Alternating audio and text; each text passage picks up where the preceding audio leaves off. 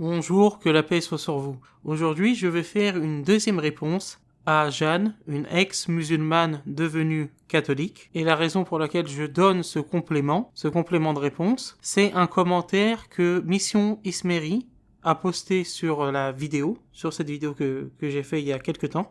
Mission Ismeri, pour ceux qui ne connaissent pas, c'est une organisation de missionnaires catholiques qui a pour but de convertir les musulmans au catholicisme. Le président de cette organisation, de cette association, est monsieur Marc Fromager. Je ne sais pas si c'est lui-même qui s'exprime via le compte YouTube de Mission Ismeri. En tout cas, je vais lire une partie du commentaire de Mission Ismeri, car le commentaire est un peu long. Et ensuite, j'apporterai ce complément de réponse, si Dieu le veut. Donc voici ce que dit Mission Ismeri. Bonjour, il nous semble que vous ne répondez pas du tout à Jeanne. Son questionnement quant à la vérité de l'islam a commencé notamment avec le type de ritualisme qu'elle y constatait. Un ensemble de rites sans signification intérieure, particulièrement les rites de pureté, et tout particulièrement concernant le corps féminin. Sans sens rattaché, ils ne sont que ritualisme, creux et hypocrite. Tout particulièrement humiliant pour les femmes. Or, dans votre vidéo, vous semblez incapable d'apporter les réponses que Jeanne cherchait. Vous n'expliquez rien quant à ces rites, mais expliquez qu'il y a aussi des rites dans le catholicisme sans expliquer leur sens. Si Jeanne vous avait posé cette question sur le ritualisme de l'islam avant de le quitter, est-ce que vous lui aurez répondu en parlant du baptême des petits-enfants dans le catholicisme occidental ou des différents rites des messes selon les différentes églises catholiques ? Cela n'aurait pas plus répondu à l'époque aux questions de Jeanne que cela ne lui répond aujourd'hui, et ce d'autant plus que le ritualisme de l'islam à notre connaissance est bien peu signifiant, et que par bien des côtés il correspond à la dénonciation que fait le Christ du ritualisme creux et hypocrite de certains juifs de son époque. Et ensuite ils vont nous citer Marc 7, quand des scribes et des pharisiens se sont plaints à Jésus, que la paix soit sur lui, en lui disant « Tes disciples ne se lavent pas les mains, ne se purifient pas avant de manger »,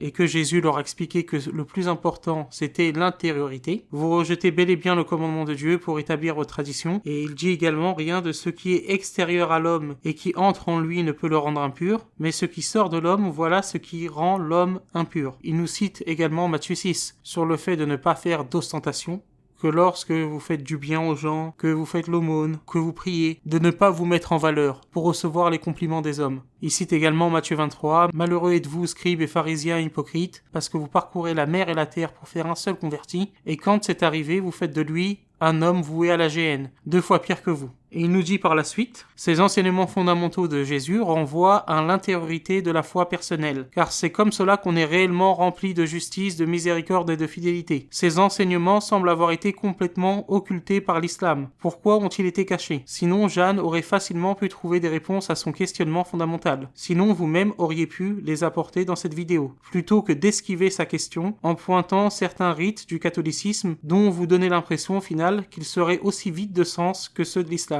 Ce qui n'est manifestement pas le cas, comme en témoigne la conversion de Jeanne. Très bien, et c'est pour cela que je vais apporter aujourd'hui des éléments de réponse tirés des sources islamiques. Mais pourquoi la dernière fois je n'ai cité que très peu de sources islamiques, j'ai surtout parlé des sources catholiques. Tout simplement parce que Jeanne a fait le choix de devenir catholique, de quitter l'islam pour ensuite devenir catholique. Si Jeanne s'était convertie au protestantisme, si elle était devenue athée ou agnostique, ma réponse aurait été différente, bien entendu. Mais ce que je demande souvent aux catholiques, c'est que lorsqu'ils critiquent l'islam, c'est d'être au moins en cohérence avec les enseignements de l'Église catholique. Parce que imaginez, ça serait un peu comme moi, en tant que musulman, critiquant l'Église catholique parce que l'Église catholique enseigne l'existence de l'enfer, alors que l'islam également enseigne l'existence de l'enfer. Ça n'aurait pas de sens.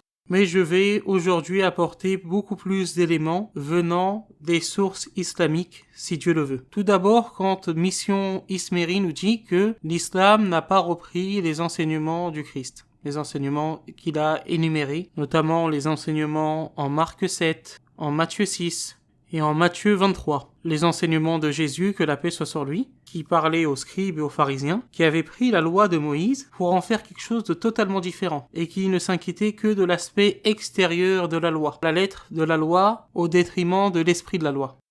Il est faux de dire que il n'y a pas ces enseignements en islam, notamment dans la prédication du prophète Mohammed, que la paix et la bénédiction de Dieu soient sur lui. Tout d'abord, Dieu dans le Coran reproche à une partie des enfants d'Israël de cette époque, de l'époque du prophète Mohammed, que la paix et la bénédiction de Dieu soient sur lui, de dire ce qu'ils ne font pas. Et Dieu de leur dire, ne tenez-vous pas le livre, n'étudiez-vous pas vous-même le livre, Le prophète Mohammed, que la paix et la bénédiction de Dieu soient sur lui, dit lui-même « Les actes ne valent que par leurs intentions ». Et il encourage les gens à faire l'aumône discrètement. Même si l'aumône en public est autorisée si le but est d'encourager les autres à le faire, cependant, le mieux, malgré tout, reste de faire l'aumône discrètement. Jésus, que la paix soit sur lui, mettait en garde les scribes et les pharisiens sur le péché de l'ostentation, comme ceux qui voulaient être vus des hommes lorsqu'ils donnaient l'aumône, lorsqu'ils priaient. Notre bien-aimé, le prophète Mohammed, que la paix et la bénédiction de Dieu soient sur lui, nous a également mis en garde contre ce qu'il appelle le petit polythéisme, qui est l'ostentation. Donc, pas de différence ici non plus entre les enseignements du Christ, que la paix soit sur lui, et les enseignements du prophète Mohammed, que la paix et la bénédiction de Dieu soit sur lui, car ces enseignements viennent de la même source. Mais il ne faudrait pas, comme l'ont fait notamment certains protestants, interpréter ces paroles de Jésus de manière ultralittérale. Et quand je dis ultralittérale, c'est de dire que il est interdit de prier publiquement, par exemple, ou de participer à un jeûne collectif. Alors que les chrétiens, par exemple, les catholiques notamment, vont à l'église ensemble, ils prient ensemble, ils assistent à des processions publiques.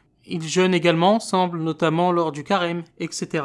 Je voulais préciser cela pour ceux qui voudraient prendre les paroles de Jésus, que la paix soit sur lui, afin de dénigrer l'islam et de critiquer certaines pratiques islamiques, comme la prière en groupe ou le jeûne du Ramadan. Maintenant, rappelons-nous des propos qu'a tenus Madame Jeanne par rapport à l'islam et par rapport aux pratiques islamiques. À commencer par les distances que j'ai prises avec l'islam dès que j'étais assez mature intellectuellement pour réfléchir à peu près correctement.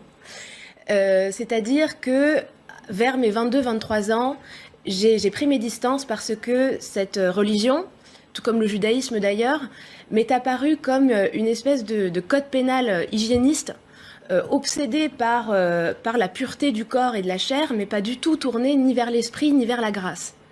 Et donc, je ne comprenais plus la raison d'être de ces règles, et je ne comprenais plus le sens qu'il y avait à m'y soumettre. Donc, j'ai pris mes distances, je me suis éloignée. On va voir si c'est réellement des pratiques hygiénistes. On va voir maintenant si l'islam est véritablement un ritualisme. Et si, comme l'affirme Mission Ismeri, il n'y a pas de sens. Il n'y a pas de sens dans les pratiques islamiques. Il n'y a pas de signification. Il n'y a pas de profondeur. Nous allons voir si c'est un ritualisme creux. On va prendre l'exemple de la prière islamique, qui est d'ailleurs souvent attaquée par les missionnaires catholiques, qui voient dans les 5 prières islamiques des actes rituels sans aucune profondeur, qu'ils mettent en opposition avec la relation avec Dieu. Qui est plus éloquent que notre prophète Mohammed, que la paix et la bénédiction de Dieu soient sur lui, pour parler de la signification de la prière islamique? Le prophète, que la paix et la bénédiction de Dieu soient sur lui, dit la chose suivante: que pensez-vous si l'un de vous avait une rivière devant sa porte, dans laquelle il se laverait 5 fois par jour? Lui resterait-il la moindre saleté? Le prophète reprit: telle est l'image des 5 prières, par lesquelles Dieu efface les fautes. C'est comme pour les ablutions. Il y a ce qui est apparent pour nous, le fait de se laver, et il y a ce qu'on ne voit pas de nos propres yeux, la purification spirituelle, c'est-à-dire l'effacement des péchés. Ça, c'est une des significations. Mais cette prière nous permet de rentrer dans un dialogue avec notre Seigneur, comme le rapporte un hadith Qudsi, c'est-à-dire un hadith divin, où il est dit que le messager de Dieu dit: Dieu dit, j'ai partagé la prière en 2 moitiés, entre moi et mon serviteur obtient ce qu'il demande. Lorsque le serviteur dit, louange à Dieu, Seigneur des mondes, Dieu dit, mon serviteur me loue. Lorsqu'il dit, le tout miséricordieux, le très miséricordieux, Dieu dit, mon serviteur me complimente. Lorsqu'il dit, le roi du jour du jugement dernier, Dieu dit, mon serviteur me glorifie. Il a dit aussi, mon serviteur s'en remet à moi. Lorsqu'il dit, c'est toi que nous adorons, c'est toi dont nous implorons secours, Dieu dit, ceci est partagé entre moi et mon serviteur obtient ce qu'il demande.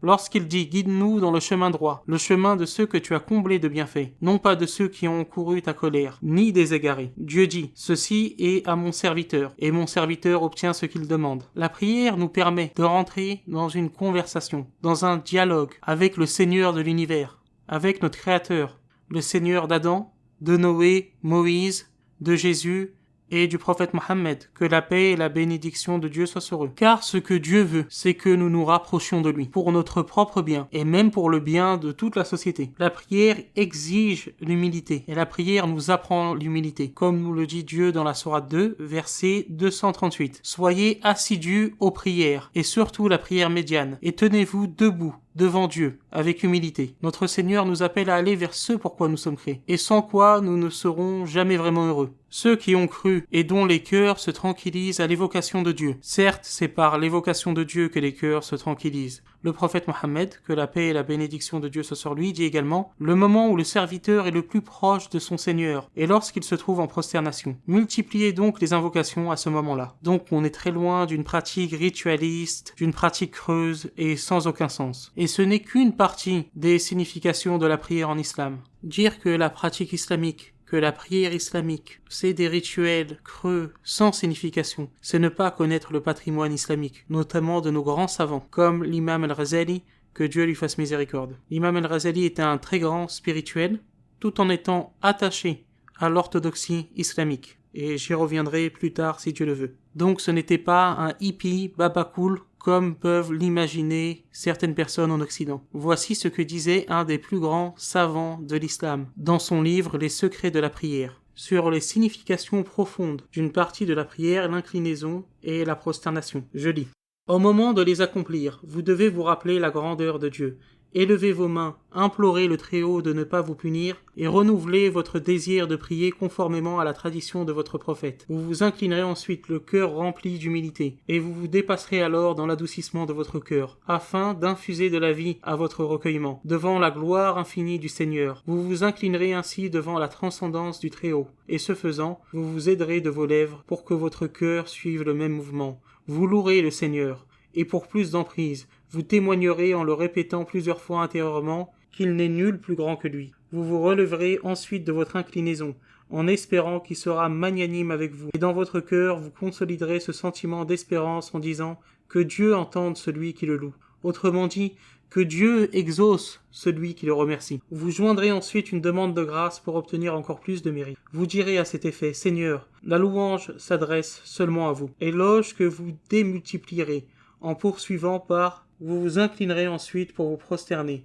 et être ainsi dans une attitude d'extrême soumission. Vous vous offrirez alors la partie la plus noble de votre corps, à savoir votre visage, à la plus vile des choses qui soient, la terre. Le mieux à ce sujet est de ne rien mettre sur le sol, afin que votre visage touche pleinement le sol.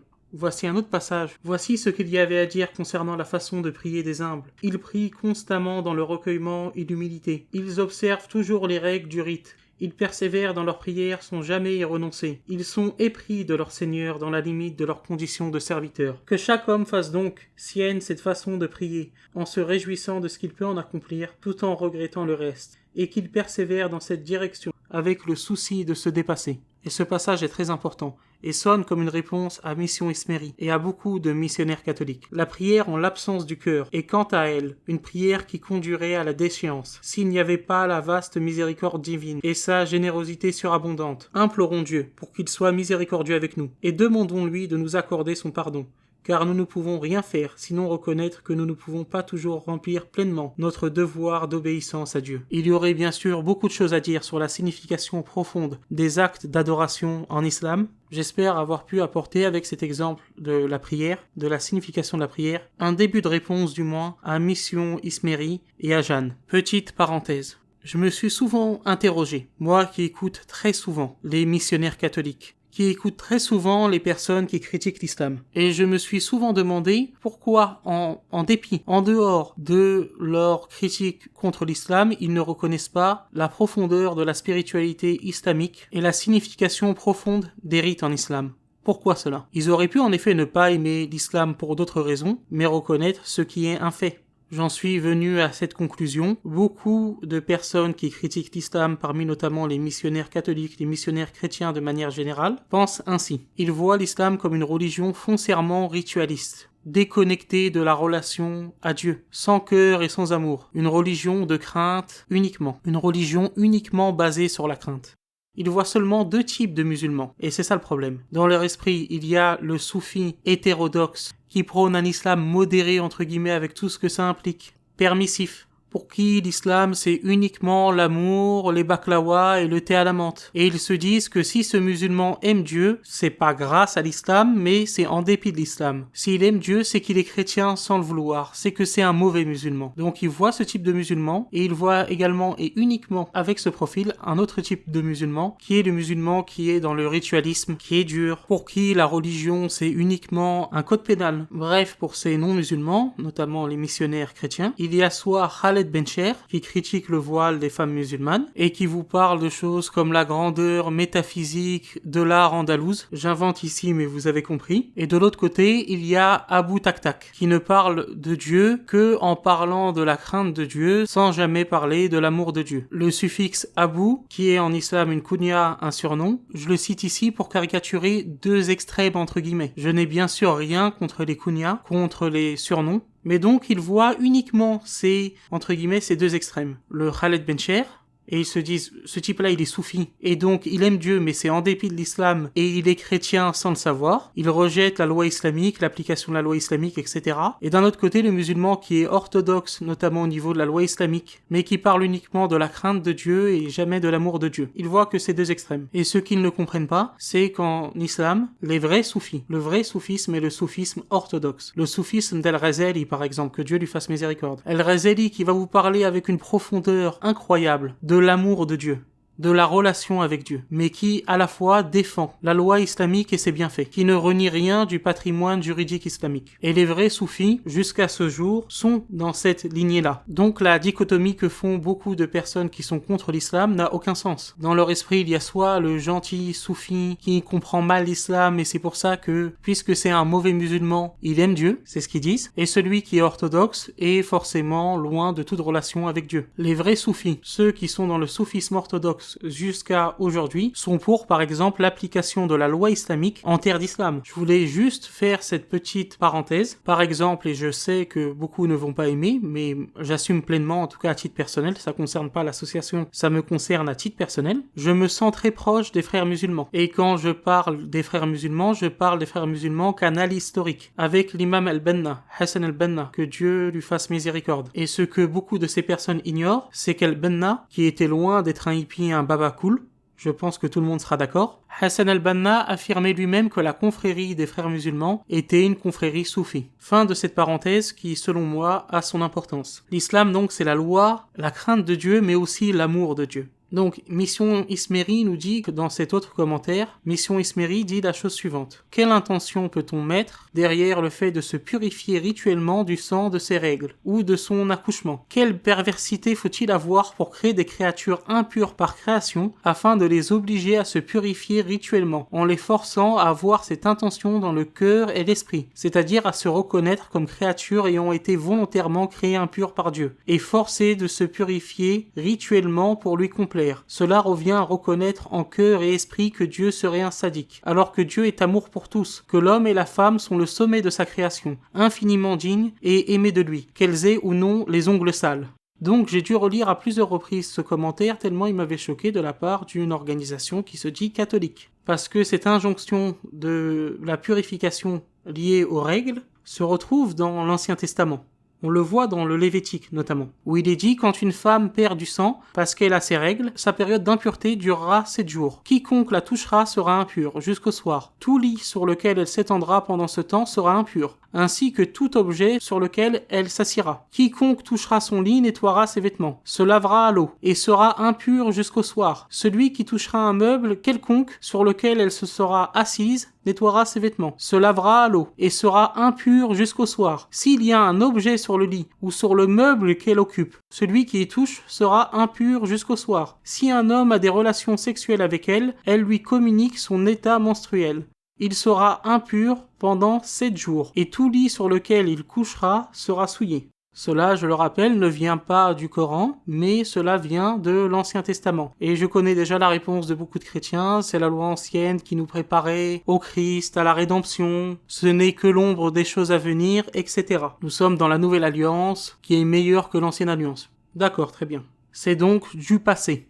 Il n'y a pas de souci. Mais on ne peut pas critiquer des actions que Dieu a fait ou a ordonnées, même si ces actions sont passées. Pourtant, Mission Ismeri parle ici, concernant la purification sur les règles, les rituels, de perversité. C'est quand même aller très loin.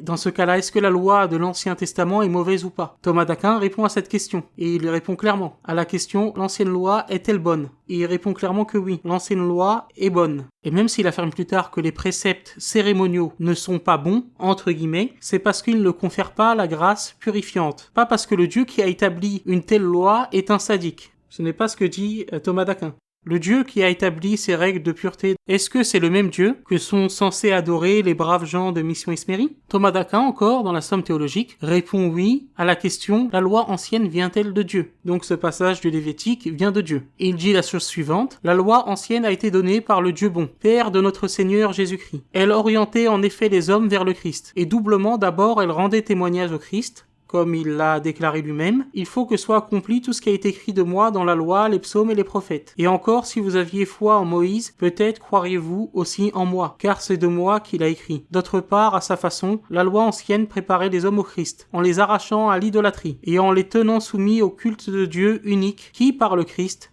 devait sauver le genre humain. Donc clairement, la loi ancienne, et notamment cette loi dans le Lévitique, qui est très ferme concernant la purification des femmes qui ont leurs règles, et cette loi vient, selon Thomas d'Aquin, du Dieu bon, entre guillemets, Père de notre Seigneur Jésus-Christ. De surcroît, les chrétiens catholiques sont trinitaires, donc ils pensent que Jésus-Christ est Dieu. C'est pour cela que les propos de Mission Ismérie me choquent profondément et ressemblent beaucoup à du marcionisme. Même si ici il ne visait pas clairement l'Ancien Testament, il visait l'islam.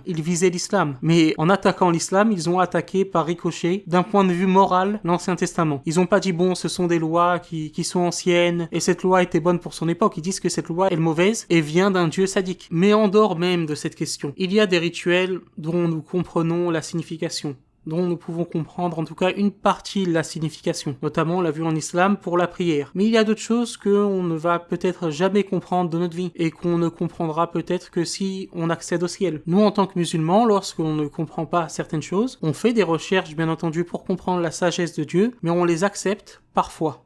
Pourquoi? Parce que auparavant, préalablement, par des arguments rationnels, on est arrivé à la conclusion que l'islam est la vérité. Et donc, puisqu'on est arrivé à cette conclusion rationnellement, on accepte, lorsque certaines choses nous dépassent, de poser un acte de foi. C'est un peu comme lorsque saint Augustin disait « croire pour comprendre ». On pose un acte de foi sur les choses qu'on ne comprend pas encore, parce qu'on est arrivé à la conclusion logique que l'islam est la vérité. Il y a plusieurs moyens d'arriver à cette conclusion, mais ça sera l'objet d'une autre vidéo si Dieu le veut. Et je le répète, cela ne nous empêche pas ensuite de faire des recherches pour comprendre la sagesse divine derrière tel ou tel commandement. Il y a un passage aussi qui clairement m'a choqué dans l'intervention de Jeanne sur CNews. Le Christ est Dieu, je suis chrétienne. Et c'était vertigineux. C'est vertigineux parce que quand on comprend qu'on est aimé par un Dieu qui est infiniment aimable, qui nous aime tellement, qui s'est incarné et qui a donné sa vie pour nous sauver de nos propres turpitudes, c'est son monde qui se redessine. On comprend tout. C'est plus un père fouettard qu'on connaît pas, qui nous donne les bonbons ou les fessées. C'est Dieu qui nous aime et qui nous sauve. Donc j'ai pleuré toutes les larmes de mon corps. Donc elle sous-entend que le Dieu de l'islam serait un père fouettard. Je vais, Madame Jeanne, vous citer quelques versets du Coran, et vous allez me dire si cela vous fait penser à un père fouettard. À ceux qui croient et font de bonnes œuvres, le tout miséricordieux accordera son amour. Et quand mes serviteurs t'interrogent sur moi, alors je suis tout proche. Je réponds à l'appel de celui qui me prie quand il me prie, qu'il réponde à mon appel et qu'il croie en moi, afin qu'il soit bien guidé. Quand le Coran nous raconte l'histoire de Joseph, il nous rapporte aussi les propos de Jacob qui a dit à ses fils: « Ô mes fils, partez et enquérez-vous de Joseph et de son frère, et ne désespérez pas de la miséricorde de Dieu. Ce sont seulement les gens mécréants qui désespèrent de la miséricorde de Dieu. » Est-ce que la conception coranique ici de Dieu est celle d'un père fouettard? Je vous pose la question. Et Dieu parle de Zacharie dans ces termes. « Nous l'exaucâmes, lui donnâmes Jean-Baptiste, et guérîmes son épouse. Ils concouraient au bien, et nous invoquaient par amour et par crainte, et ils étaient humbles devant nous. L'amour et la crainte de Dieu, voici la clé. Les deux ne s'annulent pas, les deux vont de pair. » Est-ce que, Madame Jeanne, lorsque vous lisez ce hadith du prophète Mohammed, que la paix et la bénédiction de Dieu soient sur lui, est-ce que vous voyez le Dieu de l'islam comme étant un père fouettard? Le prophète, que la paix et la bénédiction de Dieu soient sur lui, a relaté que Dieu a dit « Le serviteur ne peut se rapprocher de moi par quelque chose qui me soit plus aimé que ce que j'ai rendu obligatoire sur lui. Et le serviteur ne cesse de se rapprocher de moi par les actions facultatives, jusqu'à ce que je l'aime. Alors, lorsque je l'aime, je deviens son ouïe par laquelle il entend, sa vue par laquelle il voit, sa main par laquelle il attrape. S'il me demande quelque chose, je lui accorderai. Et s'il me demande ma protection, je la lui donnerai. » Est-ce encore une fois la vision islamique d'un père fouettard? Vous dites aimer l'histoire de France, l'histoire de la France chrétienne. Alors vous devriez comprendre ce que j'essaye de vous dire. Je suis un musulman convaincu et j'affirme clairement que le catholicisme ne mène pas à Dieu. Seul l'islam mène à Dieu. Je ne suis donc pas dans une sorte de syncrétisme ou de relativisme. Mais cela ne m'empêche pas d'avoir un profond respect pour certaines figures chrétiennes, notamment catholiques, comme le curé d'Ars, patron des prêtres français, qui parlait de l'amour de Dieu, mais qui promettait aussi les flammes de l'enfer dans l'au-delà aux parents qui laissaient leurs enfants aller au bal, aller danser. Voici ce que le curé d'Ars dit par exemple sur la danse. Y a-t-il un lieu, un temps, une occasion, où ils se commettent tant de péchés et d'impuretés que dans les danses, ou à la suite des danses? N'est-ce pas là que tous les sens sont portés à la volupté, si malgré l'éloignement des occasions et les secours de la prière, un chrétien a encore tant de peine pour garder la pureté du cœur? Comment pourra-t-il conserver cette vertu, au milieu de tant d'objets capables de le faire succomber? Je veille sur mes filles, dites-vous. Oui, vous veillez sur leur toilette, mais vous ne pouvez pas veiller sur leur cœur. Allez, père et mère réprouvés, allez dans les enfers où la fureur de Dieu vous attend, vous et les belles actions que vous avez faites, en laissant courir vos enfants. Allez, ils ne tarderont pas à vous y rejoindre, puisque vous leur en avez si bien tracé le chemin. Vous verrez si votre pasteur avait raison de vous défendre ces joies infernales. Vous reconnaissez vous-même, madame, que l'enfer existe dans le catholicisme. Mais est-ce qu'une personne qui lit le texte, ce texte-là du curé d'Ars, est-ce qu'une personne ne pourrait pas parler du Dieu catholique entre guillemets comme étant un père fouettard? Ce n'est absolument pas mon attitude.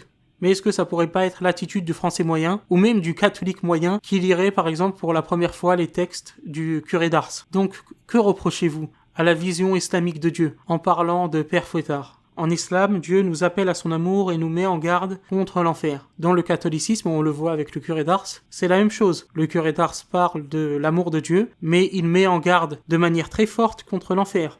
Je vais maintenant anticiper une objection que vont sûrement faire beaucoup de chrétiens, et notamment aussi des catholiques. Ils vont nous dire, oui, dans le Coran, Dieu aime les bienfaisants, mais il n'aime pas tous les hommes, alors que dans le christianisme, dans le catholicisme, Dieu aime tous les hommes. On va partir de la base qu'il y a véritablement une différence sur ce point entre l'attitude du Coran et celle de la Bible. Dans le Coran, l'amour de Dieu serait donc conditionnel et purement conditionnel, et dans la Bible, dans le christianisme, dans le catholicisme, ça ne serait pas le cas. L'amour de Dieu serait pour tout le monde, Dieu aime tout le monde. En fait, et sans le vouloir, sans mauvaise intention de votre part, de la part des catholiques, lorsque vous dites Dieu nous aime tous, c'est trompeur. C'est trompeur pour la plupart des gens, car lorsque vous dites Dieu nous aime tous, la plupart des gens, le français moyen, voire même le catholique moyen, entend Dieu accepte nos modes de vie. Le plus important, c'est d'aimer. Dieu nous aime tous. Dans la tête et dans l'esprit des gens, cela annule les notions d'enfer, les notions de péché, ce qui n'est objectivement pas le cas, mais dans la tête des gens, c'est ce qui se passe. Maintenant, comparons les choses factuellement en dehors de la formulation. Dans le catholicisme, vous dites que Dieu aime tous les hommes, très bien, mais pour être sauvés, ces hommes doivent obéir aux lois de l'Église catholique. Ils doivent respecter les sacrements et ne pas mourir en état de péché mortel. Car s'ils meurent en état de péché mortel, en ayant pleinement et consciemment commis un péché mortel, ils se privent du royaume de Dieu comme nous l'apprend le catéchisme. Mais Dieu aime tous les hommes, car il veut que tous les hommes viennent à la connaissance de la vérité. Il est prêt à accueillir notre repentir. Mais en fait, dans l'islam, c'est la même chose. La formulation est peut-être différente, mais en islam, Dieu veut notre bien. Il veut notre repentir. Il est prêt à accueillir notre repentir. Il est prêt à accueillir le repentir de ceux qui détestent le plus l'islam aujourd'hui. Si Monsieur Pagès décidait demain de devenir musulman, Dieu lui pardonnerait. Mais l'accès au paradis est conditionné. Et conditionné donc par se repentir, par la croyance, avoir la bonne croyance sur Dieu, c'est-à-dire la croyance islamique, et par les bonnes œuvres, et par le fait d'éviter les grands péchés, par le fait de se repentir. Quelle différence y a-t-il donc entre le catholicisme et l'islam à ce sujet précis, si ce n'est la formulation? Parce que oui, Dieu nous aime tous, il a envoyé son fils pour mourir pour nous à la croix, mais pourtant les catholiques ne croient pas au sola fide. Ils pensent que pour aller au paradis, il faut éviter les péchés mortels. Et j'ai même montré dans la précédente vidéo, il est plus dur dans le catholicisme, dans l'esprit catholique, d'accéder au paradis que dans l'islam. Puisque un catholique qui commet un seul péché mortel, il risque d'aller en enfer éternellement, alors que le musulman ne va pas en enfer éternellement. Un musulman pécheur qui commet des grands péchés va en enfer pendant même très longtemps, mais il n'ira pas en enfer éternellement. Donc, mis à part la formulation, il n'y a pas vraiment de différence. Fin de cette parenthèse, parce que c'est une objection qui est très connue de la part des missionnaires chrétiens sur ce sujet. Avant-dernier point. Apparemment, vous avez un problème, si on en croit Mission Ismeri, avec la place de la femme en islam. Voire certaines choses pour vous seraient humiliantes pour la femme en islam. J'aurais bien voulu avoir plus de précision de votre part, et j'invite d'ailleurs Jeanne ou même Mission Esmeri à nous en dire plus, à répondre à cette vidéo s'ils le souhaitent bien entendu. Ce sera vraiment un plaisir pour moi d'avoir un dialogue avec eux, un dialogue bien sûr en toute courtoisie, mais un dialogue de vérité. Donc j'aimerais bien savoir ce qui serait humiliant pour la femme en islam, mais je souhaiterais poser cette question à Jeanne, lui lire ce texte, un autre texte du curé d'Ars sur la danse également, notamment par rapport aux femmes. Ceux qui se livrent à la danse sont des victimes engraissées pour l'enfer. La danse et les bals sont les moyens dont le démon se sert pour enlever l'innocence, au moins aux 3/4 des jeunes gens. Combien de jeunes filles, à la suite de la danse, ont perdu leur réputation, leur pauvre âme, le ciel, leur Dieu. Le démon entoure une danse comme un mur entoure un jardin. La danse est la corde par laquelle il traîne le plus d'âmes en enfer. Cette jeune fille paraîtra de temps en temps à la sainte table, mais elle paraîtra aussi dans les danses, les assemblées où les bons chrétiens ne se trouvent jamais. Allez, pauvres hypocrites, allez, fantômes de chrétiennes, un jour viendra où vous verrez que vous n'avez travaillé qu'à vous perdre. J'aimerais bien, madame, avoir votre avis sur les propos du curé d'Ars.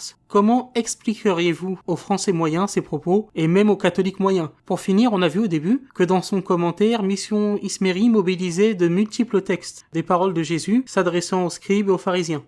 Faisons un exercice. Imaginons maintenant un instant que le catholicisme est la vraie religion de Dieu. Les catholiques considérant leur religion comme vraie. Ils se voient d'ailleurs comme le Vérus Israël, le vrai Israël. Pourtant, beaucoup de prêtres catholiques mettent des freins à ceux qui veulent accéder à cette vérité entre guillemets dans la vision catholique des choses. Ce qu'il faut savoir, c'est que pour devenir catholique, il faut passer par le catéchuménat, par une préparation au baptême qui va de 6 mois jusqu'à 3 ans. Et on voit par exemple dans le livre de Jean-François Chemin l'histoire d'une femme kosovare gravement malade et qui au final abandonne le baptême, ne se fait pas baptiser à cause de pression de sa famille, à cause de sa maladie et à cause aussi des lourdeurs dans la préparation au baptême. On le voit aussi dans les multiples abandons que relate Mohamed Bilek Christophe, un ex-musulman devenu catholique lui aussi. Des musulmans choisissent de devenir catholiques, signe des temps pour l'Église, où il y a tout un chapitre sur les abandons, et où beaucoup d'abandons sont dus à cette lourdeur administrative. Il y a même le cas dans son livre d'une femme qui a dû attendre à peu près une décennie pour se faire baptiser, à cause de malentendus, mais aussi à cause de cette lourdeur administrative. On a un exemple qui est encore plus frappant, c'est celui de Joseph Fadel dans son livre Le prix à payer, où le baptême lui est refusé à plusieurs reprises, à tel point que lors du baptême d'un bébé, il va voir le prêtre et il va lui dire « Ce bébé, vous lui demandez rien, aucune préparation, moi je suis aussi un enfant dans la foi. Alors baptisez-moi. » Ce prêtre qui d'ailleurs va l'aider à se faire baptiser, mais non sans peine. Est-ce qu'il n'y a pas plus ritualiste que cela? Dieu merci, le catholicisme n'est pas la religion de la vérité, car si cela avait été le cas, l'Église catholique aurait été la première à empêcher les gens aujourd'hui d'aller vers cette vérité entre guillemets. Car oui, un enfant, un bébé qui est baptisé, on lui demande rien. Mais quand quelqu'un vient pensant que l'Église catholique est la vérité, il y a toute une démarche administrative qui est enclenchée. Des démarches administratives qui vous font voir l'administration française comme une bande de hippies babacool pour le coup. Et cela me rappelle les propos de Jésus en Matthieu 23:13, lorsqu'il parle aux scribes et aux pharisiens. « Malheur à vous, scribes et pharisiens, hypocrites, parce que vous fermez aux hommes le royaume des cieux. Vous n'y entrez pas vous-même, et vous n'y laissez pas entrer ceux qui veulent entrer. » Cela nous donne l'impression que le catholicisme se transmet de père en fils, quasiment. Je force le trait, mais c'est ce que ressentent beaucoup d'ex-musulmans convertis au catholicisme. Voilà, j'ai fini cette réponse. J'espère que la vidéo ne sera pas trop longue. En tout cas, je vous remercie pour votre attention. Que Dieu vous bénisse et que Dieu vous garde.